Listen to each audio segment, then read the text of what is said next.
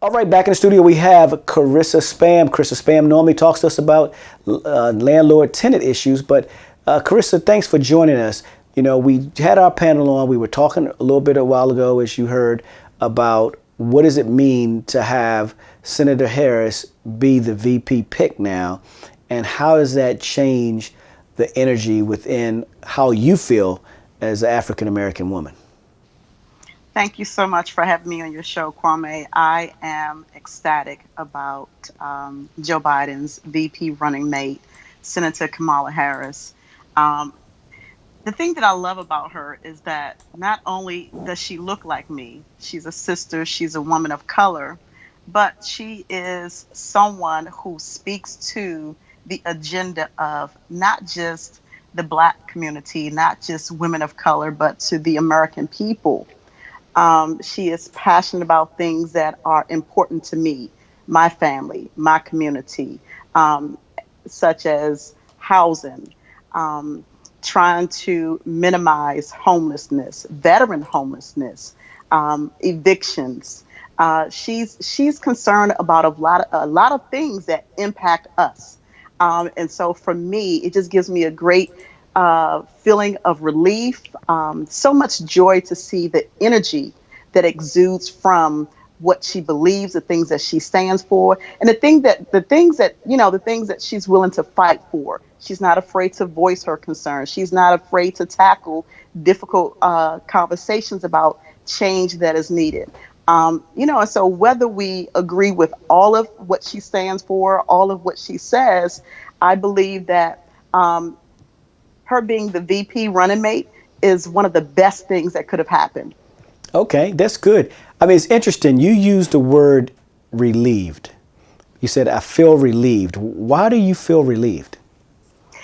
Just looking at the state of the United States of America, and typically I would say divided, but just looking at the state of America, just looking at who's currently leading us, the President of the United States.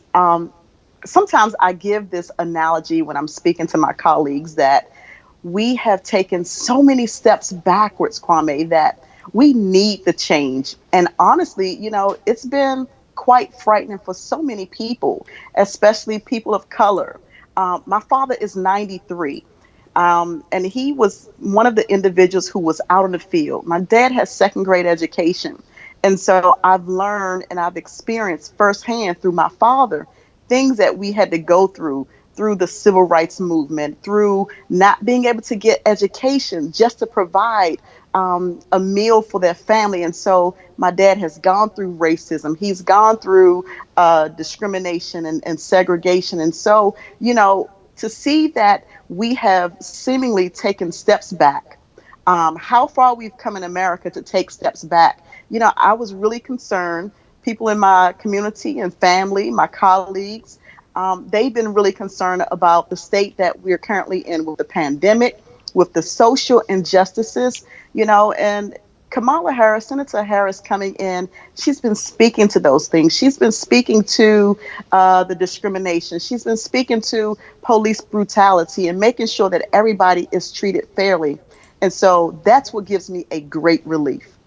Now, what do you say for those people of color that you kind of laid out and you said, hey, you don't necessarily agree with some of the things that she's done in the past? And I said, well, dang, I don't agree with some of the things I've done in the past, right? I mean, we all have that real talk. So, but you know that this is the right thing for the right moment to make a clear decision, and that decision is to support her on a ticket. Were you, as you said, relieved? Did you think that you would actually ever see a female African American woman on a ticket for the president of the United States as a VP? I did not see it. I hoped for it. I prayed about it, but honestly, I didn't believe I would see it. And so when I heard the news, I was like, God, you answer my prayers. I had one of those awakening moments. It took me back to when President Barack Obama, was running to become president of the United States, and how that energy excited everybody, how it gave us hope, and so hope is here. And I am super excited. I would definitely support her. I would definitely encourage everyone that I know to support her, whether they, like I said, whether we completely agree with her or not. We know that this is the right choice to make in voting for her. We know that showing up in numbers is definitely the best thing to do for all of us. Well, absolutely. I think that we're at a defining moment in the history. They say it's historical because she's on the ticket. They're saying it's historic because she could be the first Black, Indian, Asian VP, right? But I think it's a bigger issue. Black women have been historically disrespected in America.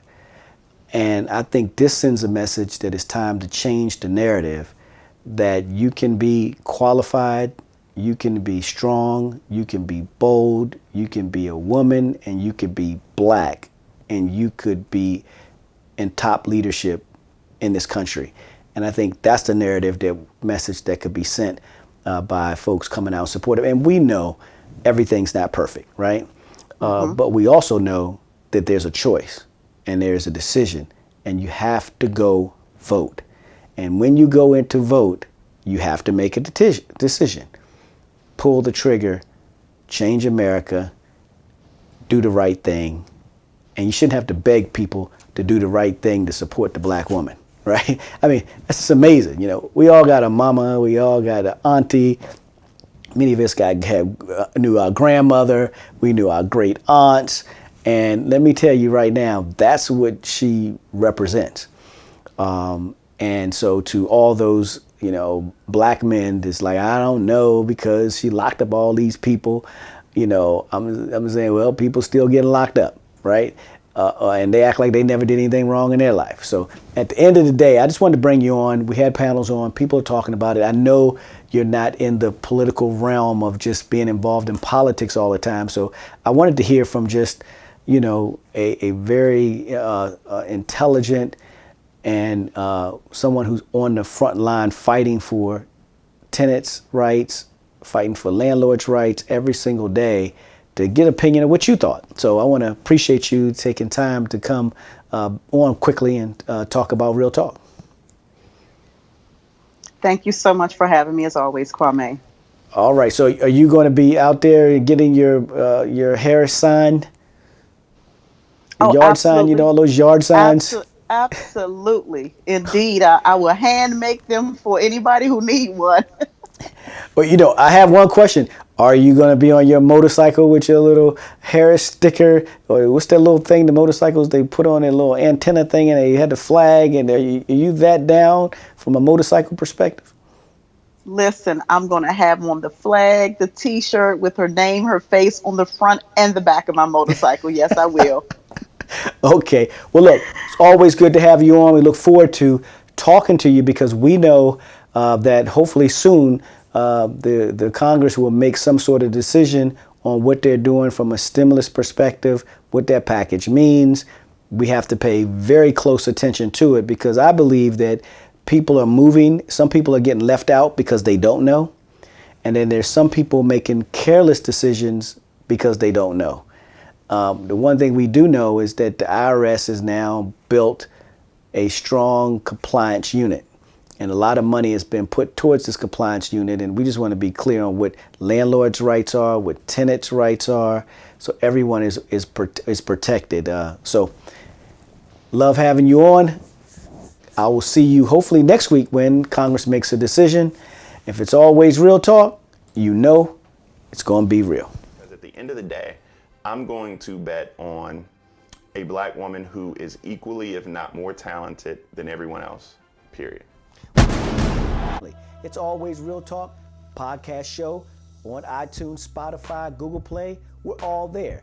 You see, we're committed to fine-tuning our program while never compromising our ability to give you real talk. Because if it's always real talk, it's going to be real.